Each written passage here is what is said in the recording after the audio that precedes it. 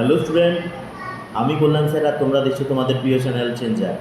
আজকে আমরা একটা নতুন টপিক হুন্ডের সূত্র অর্থাৎ হুন্ডস মাল্টিপ্লিসিটি রুল যেটা আছে সেই রুলটা আজকে আমরা জানবো। তো প্রথমেই দেখা যাক আমরা এই রুলে কি বলা হয়েছে। তো তোমরা যদি প্রথমেই দেখো যে এই সূত্রটা এটাও কিন্তু এই পাউলির অপবর্জন নীতির মতোই ইলেকট্রনের সজ্জার জন্য খুবই গুরুত্বপূর্ণ একটা সূত্র বলতে পারো। তো প্রথমেই আমরা যে সূত্রটা বলা হয়েছে হুন্ডস লতে, তাতে বলা হয়েছে যে সমশক্তি সম্পন্ন খালি যে কক্ষকগুলি, অর্থাৎ যেগুলি সমশক্তি সম্পন্ন, এই কথাটার আগে মানে আমাদের বুঝতে হবে। সমশক্তি সম্পন্ন যেটাকে আমরা বলে থাকি সমশক্তি সম্পন্ন, সমশক্তি সম্পন্ন কথাটার মানে আগে বোঝো, তারপর আমরা এই সূত্রটা, অর্থাৎ আমাদের প্রত্যেকটা অক্ষরের কিন্তু মানে বুঝতে হবে, কারণ আমাদেরকে এই প্রত্যেকটা অক্ষরের মানে বুঝলেই কিন্তু আমরা সূত্রটা ভালো করে পুরোপুরি বুঝে নিতে পারবো। তো প্রথমেই আমরা যেটা বলবো সেটা হচ্ছে প্রায় সমশক্তি সম্পন্ন কক্ষক কাকে বলে। সমশক্তি সম্পন্ন কক্ষক যদি তুমি ইংলিশে আমরা এটাকে বলি, তাহলে সমশক্তি সম্পন্ন কক্ষককে আমরা বলবো যে কক্ষকগুলোর অ্যাকচুয়ালি শক্তির পার্থক্য প্রায় শূন্য, মানে যাদের প্রায় শক্তিগুলো সমান হবে, তাদেরকে আমরা সাধারণত যেটা বলে থাকি সেটা হচ্ছে ডিজেনারেটেড অরবিটাল। অর্থাৎ ডিজেনারেটেড অরবিটাল যেটা, সেইটাই আমরা এখানে ডিজেনারেটেড অরবিটাল। তো সেই ডিজেনারেটেড অরবিটালগুলোকে এখানে আমাদের উল্লেখ করা হয়েছে। তো ডিজেনারেটেড অরবিটাল কাদের বলে আমরা যদি খেয়াল করি, ধরো এস, যে কোনো এসের তোমরা জানো প্রত্যেকে এসের একটি মাত্র ঘর থাকে, অর্থাৎ এস যারা হবে তাদের কটা ঘর থাকে? একটা। এদের ক্ষেত্রে কোনো প্রবলেম নেই, কিন্তু প্রবলেমটা হলো কোথায়? প্রবলেমটা হলো সেটা হচ্ছে পি এর ক্ষেত্রে। আমরা যদি পি এর ঘরের কথা বলি, তাহলে আমাদের এম এর যেহেতু পি এর সাপেক্ষে তিনটে মান বেরোয়, সেই জন্য আমরা এখানে তিনটে ঘর পেয়ে থাকি, একটা পি এক্স, একটা পি ওয়াই, আর একটা হচ্ছে পি জেড। তো এক্ষেত্রে দেখো এই পি এক্স, পি ওয়াই এবং পি জেড, অর্থাৎ এটা এটা এবং এটা, এদের মাঝে শক্তির পার্থক্য অর্থাৎ শক্তির যে গ্যাপ, সেই গ্যাপটা কিন্তু নেই, প্রায় শূন্য। তো সেই জন্য এদেরকে আমরা বলে থাকি ডিজেনারেটেড অরবিটাল, অর্থাৎ প্রায় সমশক্তি সম্পন্ন কক্ষক। এখানে যেমন এসের একটি মাত্র ঘর, তাহলে এই ঘরটা শক্তি একই হয়, কিন্তু এসের সাথে পি এর দেখো এখানে কিন্তু একটা আমরা গ্যাপ দেখতে পাচ্ছি, অর্থাৎ এখানে কিন্তু যে গ্যাপটা আমরা দেখতে পাচ্ছি এটা কিন্তু তাদের শক্তির পার্থক্যকে বোঝায়। অর্থাৎ আমরা শক্তির পার্থক্যকে বোঝানোর জন্য আমরা এই জায়গাটা দেখতে পাচ্ছি। তো শক্তির পার্থক্য যাদের নেই তাদেরকেই আমরা এখানে সমশক্তি সম্পন্ন কক্ষক বলবো। এই সমশক্তি সম্পন্ন কক্ষকগুলো কীভাবে পূরণ হবে তার জন্যই এই হুন্ডের সূত্র। অর্থাৎ এই হুন্ডের সূত্র কিন্তু মূল ব্যাখ্যা হলো কি, হুন্ডের সূত্র যেটা আছে, হুন্ডস মাল্টিপ্লিসিটি যে রুল আছে, সেই রুলের মূল বক্তব্য হলো প্রায় সমশক্তি সম্পন্ন কক্ষকগুলোতে ইলেকট্রন কিভাবে প্রবেশ করবে। তো ইলেকট্রন প্রবেশ করার জন্য যেটা আমরা জানি যে যখন এখানে হুন্ডের সূত্রে বলা আছে যে এই ঘরগুলো যতক্ষণ খালি থাকবে, এই ঘরগুলো যতক্ষণ খালি থাকবে, যেমন পি এর ঘর 3টা, ডি এর ঘর 5টা, এই এফ এর ঘর 7টা, আমরা প্রত্যেকে এটা জানি, কিন্তু এই ঘরগুলো যতক্ষণ খালি থাকবে ততক্ষণ ওই খালি ঘরগুলো যখন ইলেকট্রন দিয়ে পূর্ণ হবে, প্রথমে ইলেকট্রনগুলো একটা একটা করে প্রবেশ করবে। যেমন আমরা দেখি না বিয়ে বাড়ি বা বিভিন্ন অনুষ্ঠান বাড়িতে, আমরা সাধারণত ক্যাটারিং যারা আছে তারা কীভাবে সাধারণত খাবার সার্ভ করে, প্রথমে সবাইকে একটা একটু একটু করে দিয়ে চলে যায়। যদিও জানি আমরা যখন ধরো ভাত দিচ্ছে, ভাত দিলে কী হয়, অল্প অল্প অল্প করে সবাইকে একটু একটু করে দিয়ে চলে যায়।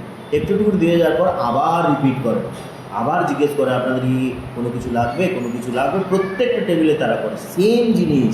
এখানে ধরে নাও এই যে ইলেকট্রনটা ক্যাটারিংওয়ালারা বিতরণ করছে, তারা কিভাবে বিতরণ করবে, এখানের টেবিলে একটা দিল, তার পরের টেবিলে একটা দেবে, তার পরের টেবিলে একটা দেবে, এবং এখানে মনে রাখবে এদের যখন পূর্ণ হবে একটা একটা করে পূর্ণ হবে, এবং ওদের প্রত্যেকের ঘূর্ণন সম হতে হবে, অর্থাৎ সম ঘূর্ণন মানে কি, একই দিকে তাদেরকে থাকতে হবে। দেখো প্রত্যেকটা আমি এখানে 3টে ইলেকট্রনকে রিপ্রেজেন্ট করেছি 3টে ঘরে, এবং এই 3টে ঘরে এইগুলো কিন্তু সব একই দিকে আছে, অর্থাৎ এদের প্রত্যেকের মান কিন্তু plus half plus half plus half.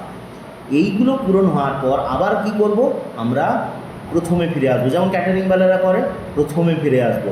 প্রথমে যদি ফিরে আসি তাহলে সেক্ষেত্রে দেখব দ্বিতীয়বার যখন ইলেকট্রনটা ফিল আপ হবে তখন কিন্তু তারা বিপরীত ঘূর্ণনে থাকবে, অর্থাৎ আগে থেকে যে ইলেকট্রনগুলো বসে আছে তাদের ঠিক বিপরীত দিকে তারা সজ্জায় সজ্জিত হবে।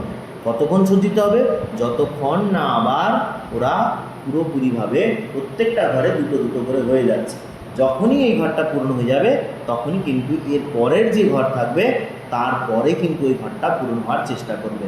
যেমন উপরে আমি তোমরা দেখতে পাচ্ছ এস আর পি আছে, তো এক্ষেত্রে যদি তুমি ভাবো যে পি এর যেটা আছে, পি এর যদি আমি এখানে চিন্তা ভাবনা করি, এসের যেটা আছে, এসের ইলেকট্রনটা পূরণ করার পর তোমাকে কিন্তু পিতে আসতে হবে, অর্থাৎ তুমি কিন্তু এসের যেটা ঘর আছে সেই ঘরটাকে ফাঁকা রেখে কিন্তু পিতে পূরণ করতে পারবে না। সেটা পরের কথা, সেটা কিন্তু অন্য তথ্য জানেন যে কোন ঘরটা আগে পূরণ হবে, তার জন্য তোমাকে আব্বাউ প্রিন্সিপাল দেখতে হবে, অর্থাৎ আব্বাউ প্রিন্সিপালের যে ভিডিওটা আছে সেই ভিডিওটা একটু ভালো করে শিখে নিতে হবে, তাহলেই তুমি বুঝতে পেরে যাবে। আব্বাউ নীতিটা বুঝে গেলেই বুঝে যাবে যে কার পর কে অ্যাকচুয়ালি ইলেকট্রন ফিল আপ হবে। কিন্তু ইলেকট্রন পূর্ণ করার সময় যখন সমশক্তি সম্পন্ন, অর্থাৎ একই স্তরের যখন ইলেকট্রনগুলোকে পূর্ণ করব তখনই হুন্ডের সূত্র লাগবে, এবং তখনই বলা আছে যে এদের ক্ষেত্রে কিন্তু আমরা প্রথমে একটা একটা যতগুলো ঘর তার আছে প্রত্যেকে একটা একটা করে আগে ইলেকট্রন ফিল আপ করবো, এবং তারপরে আবার পুনরায় তাকে যুগ্মকরণ ঘটাবো বিপরীত ঘূর্ণনে। অর্থাৎ এখানে আমরা যেটা করেছি লাল কালিতে, তাদের দেখো সবার ঘূর্ণন উপরের দিকে আছে, আর কালো কালিতে যে রিপ্রেজেন্ট করা হয়েছে সেই রিপ্রেজেন্ট করা, অর্থাৎ যেটা তোমার দ্বিতীয় ইলেকট্রনগুলো যখন বিন্যস্ত হয়েছে, যুগ্মকরণ যখন শুরু হয়েছে প্রথম থেকে একবার এখান থেকে যখন শুরু হয়েছে তখন তারা কিন্তু বিপরীত ঘূর্ণনে আছে। এইভাবে আমরা সাধারণত বিপরীত ঘূর্ণনে ইলেকট্রনগুলোকে ফিল আপ করবো। তো এক্ষেত্রে আমরা সাধারণত এরকম কোশ্চেন পেতে পারি।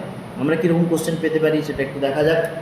আমাদেরকে এরকম কিন্তু বলতে পারে যে নিচের ছবিটির মধ্যে কোনটি হুন্ডের সূত্র মেনে চলে।